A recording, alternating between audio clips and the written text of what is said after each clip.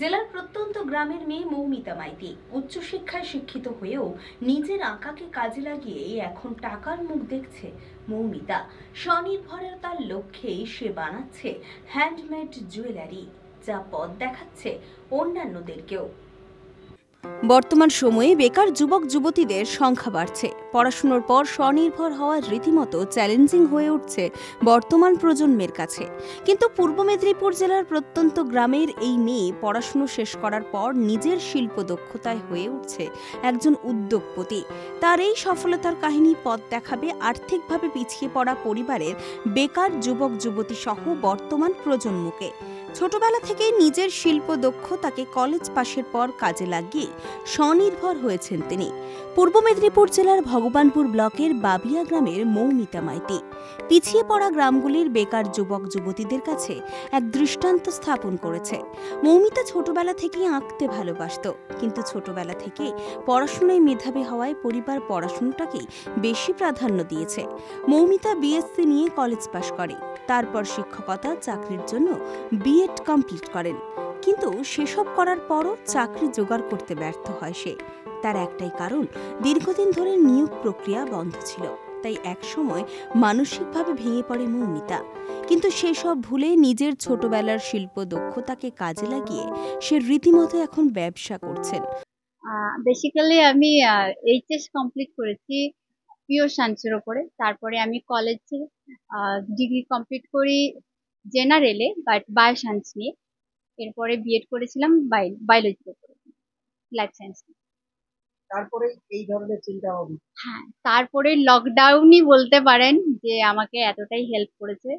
সবসময় পড়াশুনো নিয়েই ব্যস্ত থাকতাম, স্কুল কলেজ টিউশন।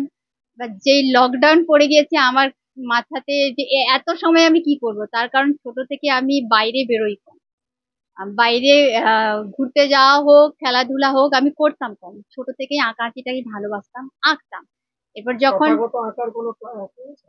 তথাগত ছোট ভাবে থেকে? ছোট থেকে তেমন নেওয়া হয়নি, বাট আমি বড় হয়ে কিছু কোর্স কমপ্লিট করেছি এই কাজের উপরে। মেয়ে তো ভালোই করছে আজকালকার বাজারে। আহ, মেয়ের যাই শিক্ষাগত যোগ্যতা করি যাই করি না কেন, সেই দিক থেকে কাজ পাওয়াটা খুবই টাফ। এই যে আমি সবসময় মনে করি কোনো কাজই ছোট না, তো এই কাজ করছে এখানে আমি কিন্তু গর্বিত।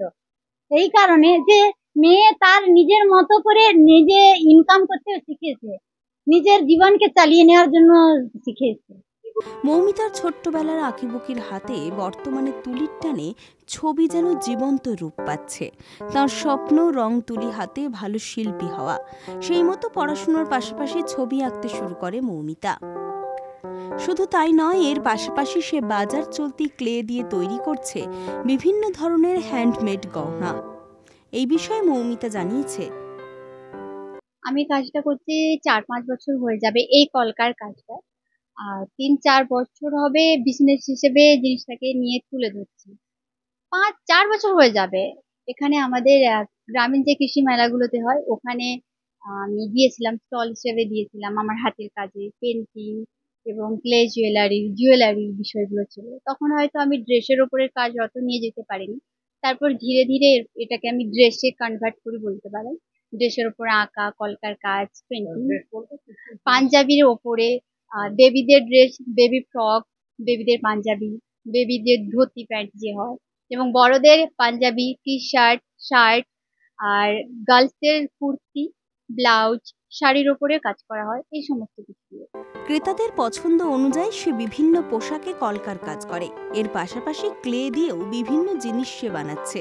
মাস গেলে তার হাতে থাকে 10 থেকে 12,000 টাকা। প্রতি মাসে যদি আমি হিসেব করি সেইভাবে তো বলা সম্ভব নয়, তাও গড়ে ধরে রাখুন 10 পিস কাজ মাস্ট আছে আমার। সে জুয়েলারি হোক কিংবা পাঞ্জাবি কিংবা ড্রেসের, সব মিলিয়ে গড়ে হয়তো 10 পিসে হয়ে যাবে আমার। এটা থেকে আর্নিং ভালোই হচ্ছে বলবো। একদম বেকার থাকার থেকে তো বেটার যে কিছু করা। তার উপরে ফ্যামিলিতে হেল্প করাটা হলো একটা ভালো প্লাস পয়েন্ট আমি বলবো। কারণ কিছু যদি ফ্যামিলিতে করা করা হয়, ফ্যামিলির জন্য তার পাশে দাঁড়ানো হয়, খুবই ভালো হয়। তো তাই ফ্যামিলিতে খুব হেল্প হচ্ছে বলবো আমার কাছে। আর্নিংটা মান্থলি যদি দেখা যায়, প্রপার বলা যাচ্ছে না হয়তো, 5-6 হাজারের ওপরে মোটামুটি স্যালারি তো হয়ে যায় যদি আমি বসে ঘরে করি। বসে? হ্যাঁ, বাড়িতে বসে। ছোটবেলার এই আঁকার শখই বর্তমানে মৌমিতাকে জীবনে চলার পথে অনুপ্রেরণা জুগিয়ে চলেছে, আর তার এই অনুপ্রেরণায় পথ দেখাচ্ছে অন্যদেরকে।